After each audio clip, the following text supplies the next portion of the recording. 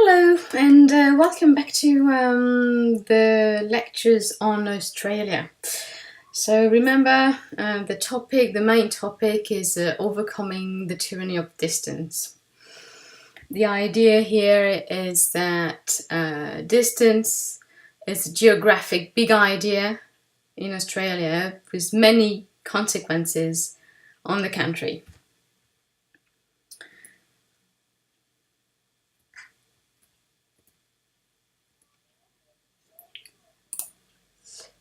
Right, so what we're going to do today, we're going to study Australia in the 19th century.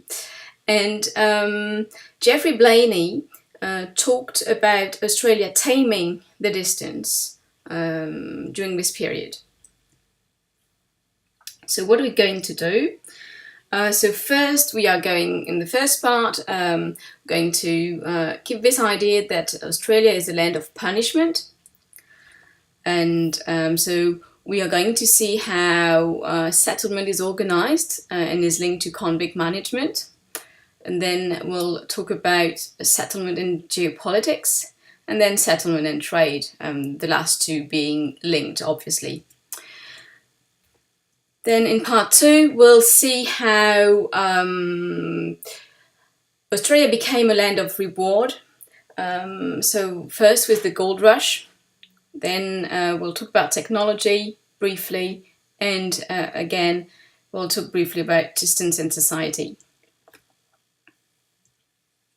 Right, so this is a map drawn by Matthew Flinders. So Matthew Flinders was imprisoned in Mauritius between 1804 and 1810. So during 6 years, he had 6 years to draw this map. You see, it's interesting because it's one of the first times they used the term Australia there. And you see that gradually New South Wales is taking over New Holland. So it's the idea that you have a new country being created gradually, Australia, and that Australia is replacing New Holland. Of course, so it's a way to assert British claims on the land and to kind of forget or not mention that the Dutch, the French, the Spanish, the Portuguese have also had their part to play in the discovery of Australia.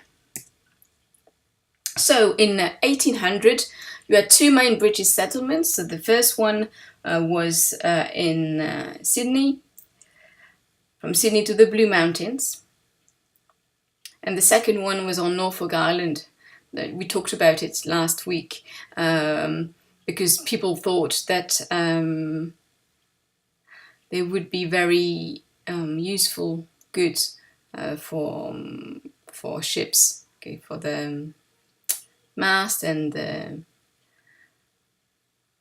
the sails, etc.